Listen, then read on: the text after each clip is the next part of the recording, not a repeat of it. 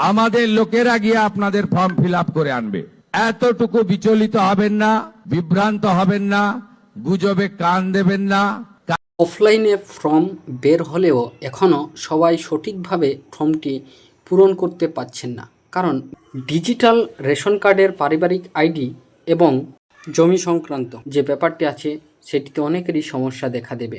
কারণ এখনও অনেক ফ্যামিলিতে আছে যারা পরিবারগত হয়তো আলাদা, কিন্তু জমি এখনও সবার আলাদা আলাদা নামে হয়নি বা রেজিস্ট্রি হয়নি। ফর্মটি নিয়ে জনসাধারণ নানা সমস্যার মুখে পড়ছেন। তাই মাননীয় মুখ্যমন্ত্রী শুভেন্দু অধিকারী কি বলে আশ্বাস দিলেন দেখুন। অন্নপূর্ণা নাম নথিভুক্তকরণ শুরু করেছি।